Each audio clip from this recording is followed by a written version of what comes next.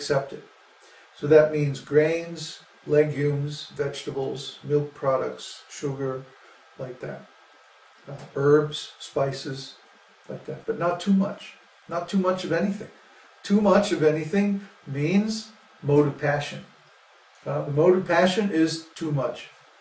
Too much activity, too much sensation, too much of anything, too much work, too much Jam. too much jam, yes, too much sugar. These are all symptoms of the mode of passion. So, if one engages in the mode of passion, he experiences distress. And too much of anything, even too much water, will cause distress in the body. So first of all, mode of passion means too much or out of balance in anything.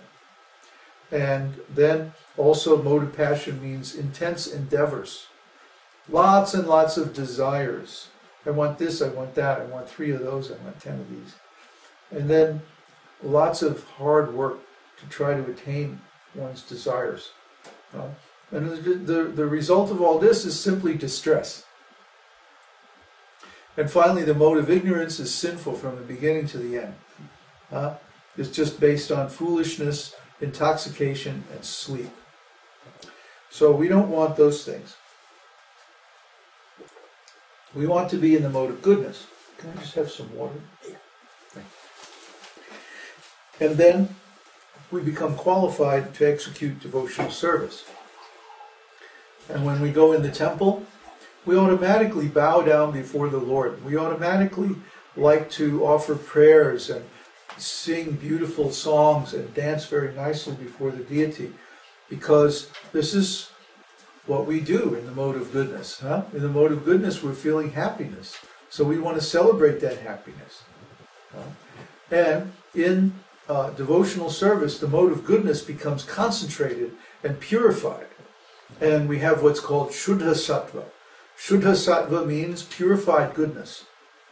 In material life, even the mode of goodness is never unmixed. It always comes with some contamination of passion and goodness. Passion and ignorance. So, when we are in devotional service, we can attain the pure mode of goodness, Shuddha Sattva. And in the pure mode of goodness, then there's no suffering, there's no pain, there's no anxiety, because we know that we're protected by Krishna. So the purpose of following so many rules and regulations is, it's not to put anyone in anxiety, it's not to make you wrong. Oh, you didn't follow Rule 37, subsection C, part 1. No giggling on Sunday afternoons. So, we don't try to make you wrong, that you didn't follow so many rules.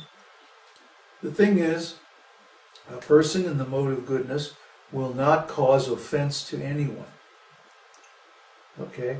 Not to God, not to other devotees, not even to animals or plants, what to speak of spiritual master or god brothers or members of the community. So we're like that. We don't want to fight, we don't want to debate, we don't want to cause anxiety or have pain or suffering at all.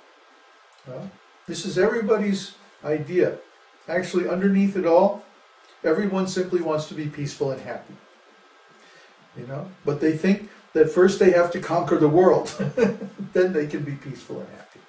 But no, you have to conquer yourself. That means your desires for things in the modes of passion and ignorance.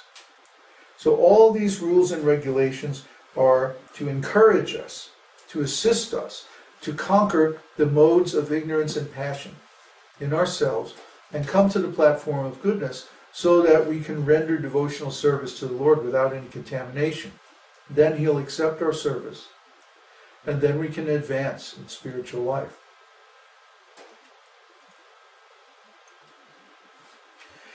So we are not asking people to have faith. In religion, you have to have faith. You do this now, you become obedient, and you render all kinds of service now. And then in the future, in the next life, you get liberation or heavenly planets or some material benefit. Religion is saying like that. We call this the post-dated check. See, in this way, religion is no different than science or politics, because science and politics, they do the same thing. Oh, give us so much money for research now, or give us your tax money, and in the future you'll get so many benefits. We'll do this, we'll do that, we'll invent some scientific cure for old age and you'll be able to live forever. Or the politicians are saying, give us your tax money and we'll use that to create peace and so many other things. And do they ever actually do it? No. For hundreds and thousands of years they've been making these promises. People have been giving their service and they're not getting the things that they actually promised. This is Maya, the false promise of Maya. Maya says, give me your service now, and in the future I'll give you some benefit. Have faith. This is a trick. Like, I'm from New York. And in New York we have what's called the hustle. Buy it now. Lowest price ever. We're going out of business. There'll never be another opportunity to get it at such a special deal. Just sign the contract now. See? This is called the hustle. Anytime you're in a business negotiation and somebody is saying, well, we have to sign the contract right away, you know you're being cheated. See? They want you to close the deal before you find out what's really going on. So anytime somebody gives you the hustle, you know you're being cheated. So all these, the scientists, the politicians, the business people, the religions, all the materialists, they're going to give you the hustle. Become a member of our church now, and then in the future you will get salvation. What is this? This is cheating business. Materialism. Have faith now, and then we'll give you the post-dated check. Then by the time you cash it, we'll already be out of town. But the real thing is, no, we don't demand any faith. The real thing is scientific. Here's the instructions for the experiment. You do this, you do that, you do this like this, with these specifications, and you will get a certain result. Not in the future, but immediately, as soon as you perform the process. But we say the same thing. If you perform the process of devotional service according to all the instructions given in Nectar of Devotion and other scriptures, then you will immediately get the result. And the result was given in the previous chapter. 6 things. That you become free from all suffering.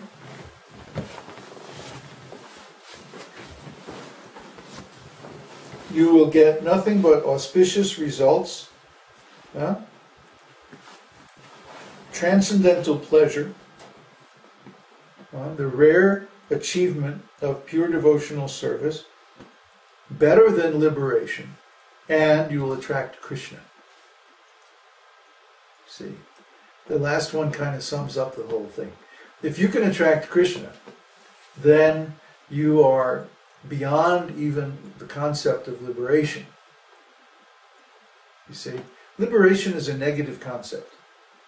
Liberation means freedom from something or other. In this case, it means freedom from the material energy, material world, material existence, the entrapment of the soul in a material body. These are the things we're trying to get away from. So there's several different kinds of liberation. But the devotee doesn't really want any of these kinds of liberation. The devotee just wants Krishna. Because we know if we can get Krishna, then we automatically have all these other things. We'll have material prosperity, we'll have auspiciousness, the results of all religious principles and activities and sacrifices and so on. We'll have so much knowledge that comes automatically along with spiritual life. all mystical powers which come automatically along with realizing oneself as a spirit soul. So many things. All the things that different religious paths and different yogic paths and even different political and scientific endeavors search for is automatically there, without any specific endeavor, by one who attains success in devotional service. Why? Because we get Krishna. And wherever Krishna is, what does Arjuna say in Bhagavad-gītā? Wherever there is Krishna, or actually Sanjaya says in the very end of Bhagavad-gītā, he says, wherever there is Krishna, the Supreme Personality of Godhead, and Arjuna, the greatest devotee of the Lord, there's automatically opulence, victory,